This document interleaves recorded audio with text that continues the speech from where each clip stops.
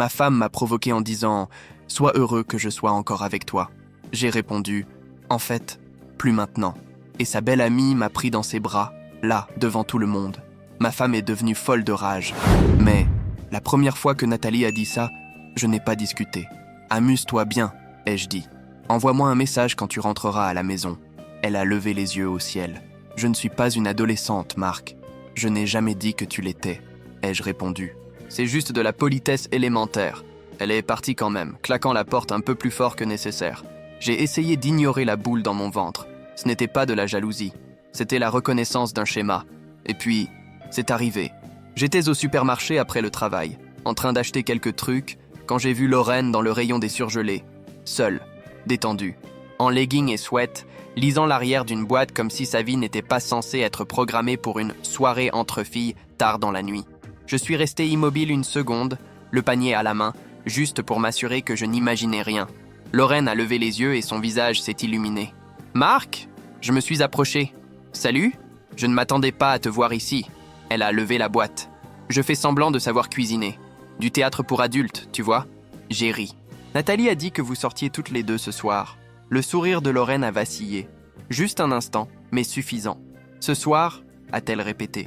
Oui, ai-je dit en gardant un ton décontracté. Elle m'a envoyé un message plus tôt. Elle a dit qu'elle était avec toi. Lorraine m'a regardé comme si elle faisait un calcul qu'elle n'avait pas envie de terminer. C'est étrange. Mon estomac s'est glacé. Pourquoi ? On ne s'est pas vu en personne depuis un moment, a-t-elle admis.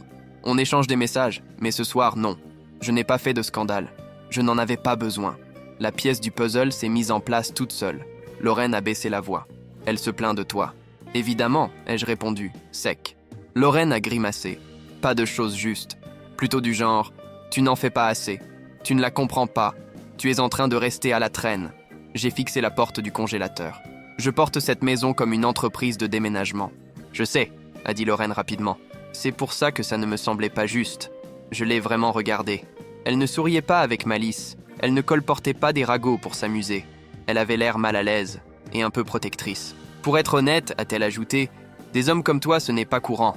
Il y avait quelque chose dans son ton. Chaleureux, légèrement provocateur, mais pas imprudent. Plutôt comme si elle me rappelait quelque chose que j'avais oublié. Je n'étais pas fou d'attendre du respect. J'ai esquissé un demi-sourire. Attention, les compliments peuvent monter à la tête. Lorraine a laissé échapper un petit rire. D'après ce que j'ai entendu, tu en avais bien besoin. J'ai payé mes achats et je suis parti avec une nouvelle inquiétude qui me tournait dans la tête. Si Nathalie n'était pas avec Lorraine, alors où était-elle ? Je n'ai pas confronté Nathalie ce soir-là. J'ai observé. La semaine suivante, les soirées entre filles se sont multipliées et les excuses sont devenues plus douces. Lorraine traverse une période difficile, disait-elle de façon dramatique. Je soutiens mon amie. Et puis je voyais Lorraine à la salle de sport le même soir, écouteurs aux oreilles, vivant sa vie normalement. Le deuxième schéma s'est alors formé. Nathalie ne faisait pas que sortir. Elle utilisait Lorraine comme un écran. Le troisième schéma impliquait l'argent et le contrôle. Nathalie a commencé à lâcher des remarques comme si c'était des choses anodines. « On devrait rénover la maison », a-t-elle dit un matin. Elle fait honte. « Honte à qui ?» ai-je demandé. « Aux gens qui ont des standards », a-t-elle répondu en remuant son café comme si elle était en réunion de direction. « Mes collègues de travail ont de meilleures maisons. » Voilà, les collègues de travail. Toujours les collègues ces derniers temps. Toujours quelqu'un qu'elle voulait impressionner. « On ne va pas rénover parce que ton bureau a des opinions », ai-je dit. Elle a esquissé un sourire crispé. « Ce n'est pas que ça. Il faut suivre le mouvement. » Je me suis penché en arrière sur ma chaise. Voilà comment ça va fonctionner. Le budget de la maison reste tel quel. Mes économies restent séparées. Si tu veux des projets supplémentaires, tu les finances. Son regard s'est durci. Donc maintenant tu contrôles l'argent ? Non, ai-je corrigé. Je contrôle l'accès à mon argent. Grande différence. Nathalie a lâché un rire méprisant. Waouh, tu es en plein trip de pouvoir ces temps-ci. Appelle ça comme tu veux pour mieux dormir, ai-je répondu. J'ai fini d'être le oui automatique. Elle s'est levée et a attrapé son sac. Tu es impossible. Et toi, tu n'es pas mystérieuse, ai-je dit calmement. Tu agis juste comme quelqu'un qui a un plan B. Elle a tourné la tête brusquement. Comment ça ? J'ai haussé les épaules. Si ça ne te va pas, ne le porte pas. Elle est sortie sans répondre. Ce silence-là était une réponse. Plus tard dans la journée, j'ai envoyé un message à Lorraine. Pas de flirt, pas de drame. Droit au but. Moi, On peut parler 10 minutes ? Dans un endroit public. Elle a répondu vite. Lorraine. Oui, tu vas bien ? On s'est retrouvés dans un petit café près du centre-ville. Le bruit du déjeuner, du monde, une vie normale. Je l'avais choisi exprès. Je ne gère pas le chaos émotionnel dans des lieux privés. Lorraine est arrivée. S'est assise en face de moi, ses yeux cherchant mon visage. Qu'est-ce qui se passe ? Je suis allé droit au but. Nathalie utilise beaucoup ton nom. La bouche de Lorraine s'est crispée. Je m'en doutais. Depuis quand tu le sais ? Ai-je demandé. Je ne le savais pas, a-t-elle dit. Pas avant le supermarché. Et après ça, certaines choses ont commencé à s'éclairer. J'ai hoché la tête une fois.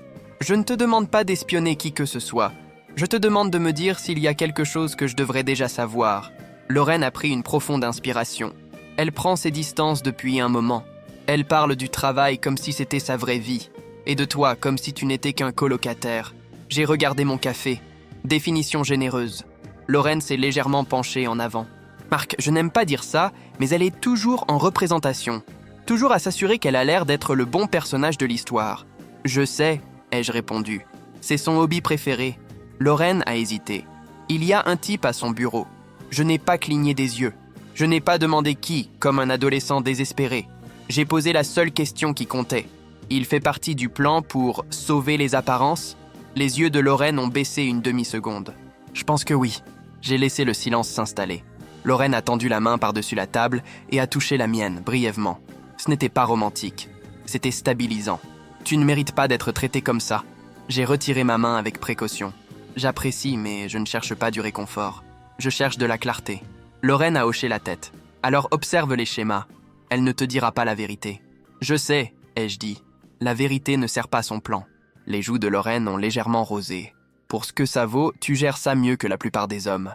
J'ai esquissé un demi-sourire. La plupart confondent le volume avec la force.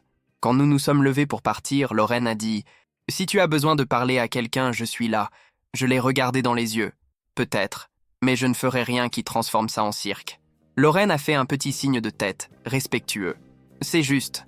Quand je suis rentré à la maison, Nathalie était déjà là, en train de faire défiler son téléphone, faisant semblant que je n'existais pas. Je n'ai pas couru après son attention. J'ai ouvert mon ordinateur portable et fait quelques ajustements pratiques. J'ai redirigé mon virement automatique vers mon compte personnel. J'ai mis les factures en prélèvement automatique à partir de là et tracé une ligne claire entre mes responsabilités et ses dépenses. Rien de mesquin, rien de dramatique. De la logistique d'adulte. Quand elle l'a remarqué quelques jours plus tard, elle n'a pas demandé poliment. « Qu'est-ce que tu as fait ?» a-t-elle lancé, plantée dans le couloir comme une sentinelle. Je n'ai pas levé les yeux de l'écran. J'ai simplifié. Tu as touché à l'argent. J'ai déplacé mes revenus, ai-je corrigé. Les factures de la maison sont toujours payées. Nathalie a croisé les bras. Donc tu ne me fais pas confiance ? J'ai enfin levé les yeux vers elle. Tu as menti en utilisant le nom de Lorraine. La confiance n'est pas un cadeau. C'est un résultat. Sa voix est devenue mielleuse. Tu es paranoïaque. J'ai souri sans chaleur. Et toi, tu es prévisible. Ce soir-là, elle a tenté la deuxième illusion. Elle est apparue dans mon bureau en portant le pull doux qu'elle savait que j'aimais, tenant 2 assiettes comme si elle était soudain devenue un ange domestique. « J'ai préparé le dîner », a-t-elle dit, trop douce. Je n'ai pas bougé. « Pourquoi ?» Nathalie a cligné des yeux. « Parce que je t'aime. » J'ai hoché la tête lentement. « Essaie encore. » Son sourire s'est crispé. « D'accord. Parce que tu as été froid. Et je n'aime pas ça. Alors tu arrives avec le dîner. » ai-je dit, en espérant que l'ancien moi revienne. Nathalie a posé les assiettes, s'est approchée et a passé ses bras autour de mes épaules par derrière. Une affection exagérée, comme un vendeur avec un objectif à atteindre. « Marc », a-t-elle murmuré, « tu me manques, nous me manquons. » Je me suis levé et j'ai retiré ses bras avec douceur. « Si nous te manquons, agis comme tel quand tu n'essaies pas d'obtenir quelque chose. » Ses yeux ont brillé de colère un instant avant qu'elle ne se ressaisisse. « Tu es épuisant. J'ai pris mes clés. Et toi, tu n'es pas mon travail. Je suis sorti de la maison et je suis allé à la salle de sport. Là-bas, j'ai croisé mon ami Dwayne. 40 ans passés, grand, direct, le genre de type qui sent le mensonge à l'autre bout du parking. Il a pointé mon visage du doigt. « Tu ressembles à un homme qui dort à côté d'une étrangère. » J'ai ri une fois. Diagnostic assez précis. Dwayne s'est appuyé contre le comptoir. « Tu vas faire quelque chose ou tu vas continuer à jouer à comprendre ?»« Je fais quelque chose, » ai-je répondu. « J'observe. J'ajuste. » Dwayne a reniflé. « Tant mieux, parce que le manque de respect ne s'améliore pas avec la patience. Il devient plus audacieux. J'ai hoché la tête. Oui, je commence à m'en rendre compte. 2 jours plus tard, Nathalie m'a envoyé un message en fin d'après-midi. Nathalie, je vais travailler tard. Nouveau projet. Ne m'attends pas. Je l'ai lu 2 fois. Aucune émotion, juste de l'information. Je n'ai pas répondu. Pas comme une punition, mais comme un signal. Ces mots ne méritaient plus automatiquement mon attention. Alors j'ai pris une décision. Je suis allé en voiture jusqu'à son bureau. Pas pour faire une scène, ni pour supplier d'avoir une conversation. Je voulais une seule chose, une confirmation. La réalité. Fini les suppositions. Je me suis garé de l'autre côté de la rue avec une vue directe sur l'entrée. Moteur coupé, phares éteints. Je suis resté là, comme un homme qui observe un changement de météo. Le temps a passé lentement. Le bâtiment s'est vidé par vagues. Certaines personnes sortaient seules, fatiguées, téléphone à la main. Puis la porte s'est rouverte. Nathalie est sortie en riant. Ce n'était pas un rire poli, ni un rire de travail. C'était un vrai rire, celui que je n'avais pas entendu depuis des mois. Un homme marchait à côté d'elle, une trentaine d'années, peut-être. Une posture assurée, le genre qui porte son poste comme une armure. Il a posé la main dans le bas de son dos, comme si cet endroit lui appartenait. Laisse-moi faire une courte pause dans l'histoire. Si tu es encore là, s'il te plaît, clique sur le bouton « J'aime ». Ça aide énormément YouTube à recommander cette histoire à plus de monde. Merci du fond du cœur pour ton soutien. Maintenant, revenons à l'histoire. Nathalie ne s'est pas écartée. Au contraire, elle s'est penchée vers lui, comme si elle obéissait à la gravité. Je n'ai pas réagi. Je n'ai pas frappé le volant. Je n'ai pas murmuré « non » comme dans un film. J'ai simplement observé. Calme, froid, lucide. Ils ont marché jusqu'à sa voiture, toujours en train de parler. Le visage de Nathalie était ouvert, chaleureux, vivant. Alors la chaleur n'avait pas disparu. Elle avait juste été redirigée. Elle est montée côté passager. La porte s'est refermée. La voiture est partie. J'ai attendu 3 secondes. J'ai démarré et je les ai suivis à distance raisonnable. Rien d'imprudent, rien de rapide, juste constant. Ils ont traversé la ville et se sont arrêtés devant un hôtel. Un hôtel banal. Rien de tape à l'œil, rien de touristique. Juste un endroit où l'on va quand on ne veut pas rentrer chez soi. L'homme est sorti, a fait le tour et lui a ouvert la porte. Nathalie a souri comme s'il venait de faire quelque chose de noble. Ils sont entrés ensemble, sans regarder autour d'eux, sans hésitation. Aucun « ça semble mal », juste de la routine. Et c'est là que quelque chose en moi s'est éteint. Ce n'était pas l'amour. L'amour était déjà en train de mourir depuis des mois. C'était l'espoir. Je suis resté là 1 minute, les mains posées sur le volant, ne ressentant qu'une certitude claire et silencieuse. C'était le coup final porté au respect. Pas parce qu'un autre homme existait, mais parce que ma femme me traitait comme une ordure, réservait la meilleure version d'elle-même à quelqu'un d'autre, puis rentrait à la maison en appelant ça un burn-out. Je suis rentré chez moi comme un homme qui vient de sortir d'une réunion de travail, sans trembler, sans drame. Simplement, clos. Quand je suis entré, la maison était silencieuse. Je n'ai pas fait les 100 pas. Je n'ai pas répété de discours dans ma tête. J'ai préparé un sac avec l'essentiel, des vêtements, des documents, mon ordinateur portable et quelques objets sentimentaux. J'ai tout mis dans le coffre de la voiture. J'ai transformé la chambre d'amis en ma chambre. J'ai retiré tout ce qui comptait des espaces communs. Puis j'ai appelé Lorraine. Elle a répondu à la 2e sonnerie. « Marc, j'ai besoin que tu viennes ici, » ai-je dit. « Ce soir. » Sa voix est devenue attentive. « Que s'est-il passé ? Je t'expliquerai quand tu arriveras, » ai-je répondu. « Et j'ai besoin que tu restes calme. »« J'arrive, » a-t-elle dit sans hésiter. Lorraine est arrivée 20 minutes plus tard, les cheveux encore humides, comme si elle était sortie précipitamment de chez elle. Elle est entrée, m'a regardé une fois, et son visage s'est adouci. « Tu as vu quelque chose ?» a-t-elle dit. J'ai acquiescé. J'ai suivi un « je vais travailler tard ». Lorraine a expiré lentement. Ah, nous nous sommes assis dans le salon. Je lui ai raconté les faits. Le bureau, la voiture, l'hôtel. Sans étiquette, sans mots dramatiques. Juste la chronologie. Lorraine a écouté, les mains serrées sur ses genoux. Quand j'ai terminé, elle a hoché la tête une fois. « Ce n'est pas un burn-out », a-t-elle dit doucement. « C'est de la planification. » Je me suis adossée au canapé. Oui. Et j'ai fini d'en faire partie. Lorraine a tendu la main et a de nouveau posé la sienne sur mon épaule. « Tu ne méritais pas ça. » Je l'ai regardée. « Ne me transforme pas en cas de charité. » Elle a esquissé un petit sourire triste. « D'accord, tu n'as pas provoqué ça. Tant mieux ainsi. Nous avons attendu. » L'horloge a avancé. La maison est restée immobile. Puis la porte d'entrée s'est ouverte. Nathalie est entrée, ses chaussures à la main, les cheveux légèrement ébouriffés, le visage encore éclairé par une excitation qui s'est éteinte à la seconde où elle a vu Lorraine assise en face de moi. Son expression s'est figée, puis ses yeux se sont rétrécis. « Qu'est-ce que c'est que ça ?» a-t-elle exigé. Je suis resté assis. Un retour à la réalité. Son regard est passé de moi à Lorraine. Pourquoi est-ce qu'elle est ici? Lorraine n'a pas parlé la première. Femme intelligente. Moi, si. Parce que tu utilises son nom comme couverture depuis un moment. J'ai trouvé normal qu'elle ait une place au premier rang. Nathalie a lâché un rire méprisant et a jeté ses clés sur la table de l'entrée. « Ah, donc maintenant vous êtes tous les deux là-dedans. Trop mignon. » J'ai levé un sourcil. Tu rentres à minuit et ta première réaction, c'est le sarcasme. Cohérent. Nathalie a fait un pas en avant, le menton relevé. Où étais-tu? J'ai souri légèrement. En train de te regarder mentir. Son visage a vacillé une fraction de seconde. Puis le masque est revenu. Tu es paranoïaque, a-t-elle dit. C'est pour ça qu'on ne peut pas discuter avec toi. Lorraine a enfin parlé. Calme, ferme. Nathalie, ne fais pas ça. Ne réécris pas la situation.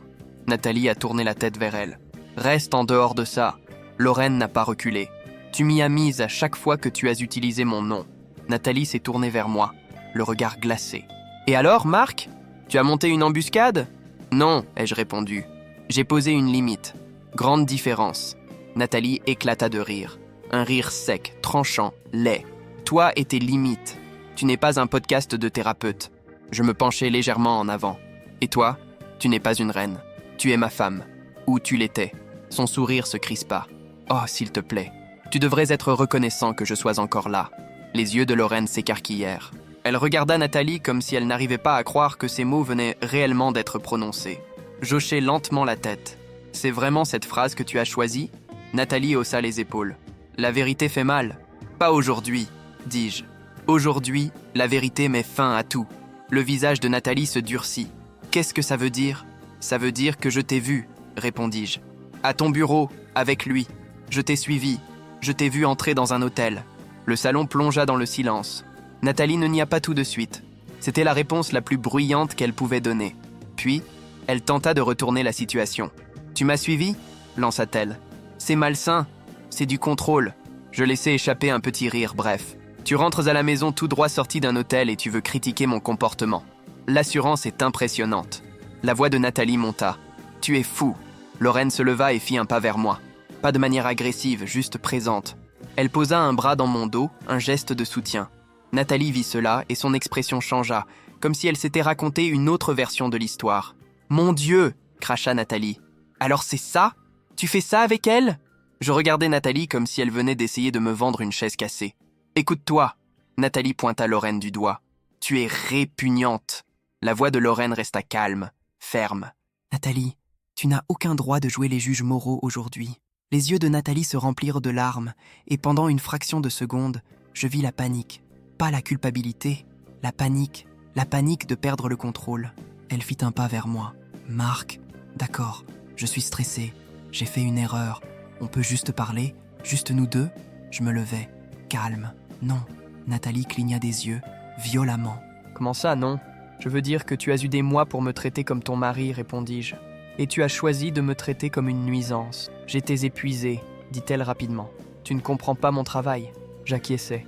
Je comprends le mensonge, je comprends le mépris. Je comprends que tu gardes ta chaleur pour quelqu'un d'autre et que tu ramènes ton amertume à la maison. La voix de Nathalie vacilla. Ce n'était pas comme ça. Je sortis la clé de la chambre d'amis de ma poche et la levai. Tes affaires vont dans la chambre d'amis jusqu'à ce que tu règles tout. Tu ne dormiras pas dans notre lit. Nathalie fixa la clé comme si c'était une insulte. Tu ne peux pas faire ça. Je l'ai déjà fait, répondis-je. Logistique d'adulte, tu te souviens? Elle secoua la tête, respirant plus vite. Marc, tu exagères. Je fis un pas en avant, sans envahir son espace, juste assez près pour qu'elle soit obligée de me regarder. Tu ne décides plus de ma réaction. Lorraine resta silencieuse, mais ne s'éloigna pas. Nathalie le remarqua aussi. La voix de Nathalie redevint coupante, changeant de tactique. Alors c'est ça? Tu vas me quitter après tout ce qu'on a vécu? Après tout, répétai-je. Tu veux dire après que j'ai fait vivre cette maison pendant que tu me traitais comme un sac de frappe? Nathalie leva les mains au ciel. J'étais malheureuse. Alors tu pars, dis-je. Tu ne vis pas 2 vies pour ensuite rentrer à la maison et m'insulter. Le visage de Nathalie s'effondra en larmes, comme si quelqu'un avait appuyé sur un bouton. Pardon, d'accord. Je répare tout. J'abandonne ce projet. Je change d'équipe. Je fais ce que tu veux. Je secouai la tête une fois. Je ne veux rien de toi. C'est ça, le point clé. Nathalie s'essuya le visage, la voix tremblante.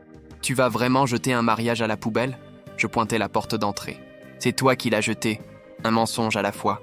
Elle me fixa, puis regarda Lorraine, puis revint à moi. Alors c'est fini. C'est terminé. C'est fini, confirmai-je. Je vais déposer une demande de divorce. Tu fais tes valises aujourd'hui ou demain, mais tu ne seras plus ici la semaine prochaine. Nathalie se figea. Tu ne peux pas simplement... Je peux, coupai-je. Et je le ferai. Elle regarda autour d'elle, comme si elle attendait que la maison prenne son parti. Puis elle tenta une dernière carte, la voix plus douce, presque sucrée. « Marc, murmura-t-elle. On avait des projets. J'acquiesçai. Moi, oui. Toi, tu en avais d'autres. Ça frappa juste. Son visage se contracta. Elle ouvrit la bouche, la referma, puis reprit ses clés, comme si elle se souvenait soudain qu'elle avait un autre endroit où aller. Nathalie se dirigea vers la chambre d'amis, s'arrêta, se retourna et lança une dernière menace. « Tu vas le regretter. » Je souris. Pas avec méchanceté, mais avec honnêteté. « Non. Toi, tu le regretteras. Parce que tu perds le confort, le statut et le contrôle en une seule nuit. » Ses yeux passèrent de la colère à la peur. Puis, enfin, au vide. Elle tourna les talons et partit. Lorraine expira, comme si elle retenait son souffle depuis 1 heure. « Ça va ?» Je regardais autour de moi. Le silence. Les lignes nettes d'une vie qui, soudain, redevenait mienne. « Je ne vais pas bien, répondis-je. Mais je suis lucide. » Lorraine hocha la tête. « De quoi as-tu besoin ?» Je désignai le canapé. « Assieds-toi. Et ne dis pas pauvre Mark. Just be human. » Lorraine. Saturday. Right. Human mode. I dropped into the chair across from her. If I start doubting myself, remind me of the hotel. Lauren's expression hardened. I will. The following weeks weren't dramatic. They were practical. Natalie packed her things. She tried a few more emotional swings, sad one day, irritated the next, then overly polite, as if we were co-workers passing each other in the hallway. I didn't fall for it. I kept everything clean and respectful, but distant. No long conversations, no second chances, no closure talks. Conversations that, deep down, only meant more manipulation. When she tried to start an argument in the garage, I raised my hand. I'm not doing this, I said. You're acting like I'm nothing, she shot back. I nodded. I'm acting like you're an adult who made adult choices. She wanted a messy ending, because messy endings keep people tied together. I gave her a quiet ending, because quiet endings have locks. Months later, my life looked different. I moved to a place that actually felt like mine. Simple, organized, calm. I got back into my routines. I spent more time with Dwayne and a few other guys who didn't feed on drama. Work improved because my mind was no longer on constant alert, waiting for the next insult at home. Lauren and I didn't rush into anything like teenagers. We took it slow. Coffee, long conversations, small steps. She showed up consistently. No games. No need to fight for basic kindness. One night, sitting in my backyard, she said, "You seem lighter." I smiled slightly. I'm not carrying someone who hates me anymore. Lauren smiled. Good. Because I'm not going to compete with that version of your life. You won't have to, I said. I don't walk backward. As for Natalie, I heard a few things through mutual circles. Office life didn't turn into the fantasy she was chasing. The social shine faded quickly once she no longer had my stability underneath it all. People who enjoy secret fun rarely enjoy real responsibility. I didn't celebrate her downfall. I just noticed the math. She spent months trying to make me smaller so she could feel bigger. In the end, the only thing that got smaller was her world. And the last thing I said to her, shortly before she drove off with a trunk full of boxes, was simple. You didn't lose me because I stopped loving you. You lost me because you stopped respecting me. Then I went back into my house, closed the door, and slept like a man who had finally come back to belonging to himself. Commentaire Madame Reddit. Cette histoire ne parle ni de vengeance, ni de qui a gagné à la fin. Elle parle de limite, du moment précis où quelqu'un comprend que l'amour sans respect devient un fardeau, et que continuer à porter ce poids n'est pas de la maturité, mais un abandon de soi. Le protagoniste n'a pas gagné parce qu'il a avancé avec quelqu'un d'autre. Il a gagné lorsqu'il a cessé de négocier sa propre dignité. Lorsqu'il a compris que les disputes interminables, les demandes d'explications et les fins chaotiques n'apportent pas de clarté, elles ne font que maintenir des liens qui auraient déjà dû être rompus. Le silence, dans ce cas, n'était pas une fuite. C'était un choix conscient. Nathalie voulait une fin bruyante parce que le bruit maintient le contrôle émotionnel. Une fin calme brise le cycle. Et cela demande de la force. Pas la force théâtrale de celui qui crie le plus fort, mais la force rare de celui qui soutient des décisions difficiles sans avoir besoin de prouver quoi que ce soit à qui que ce soit. Lorraine n'apparaît pas comme une sauveuse, et c'est essentiel. Elle n'entre en scène que lorsqu'il existe déjà de l'espace, de la légèreté et de l'autonomie. La relation fonctionne parce qu'elle ne naît pas du manque, mais de la complétude. Il n'y a pas de jeu, pas de rivalité, pas quelqu'un qui tente de compenser des blessures encore ouvertes. Il y a de la présence, de la constance et un respect fondamental. Des choses qui ne devraient ni pas être exceptionnelles, mais qui le sont trop souvent. Quant au destin de Nathalie, ce n'est pas une punition morale, mais une conséquence. Les fantasmes soutenus par la stabilité de quelqu'un d'autre s'effondrent toujours lorsque la base disparaît. Non pas parce que quelqu'un souhaite l'échec de l'autre, mais parce que la réalité exige de la cohérence. Et la vie, tôt ou tard, règle toujours l'addition. La phrase finale résume tout. Ce n'est pas le manque d'amour qui a mis fin à la relation, mais le manque de respect. Et cela sert d'avertissement. L'amour peut parfois survivre aux crises, à la routine et aux failles humaines. Mais lorsque le respect s'en va, la relation est déjà terminée. Il ne reste plus qu'à avoir le courage de l'accepter.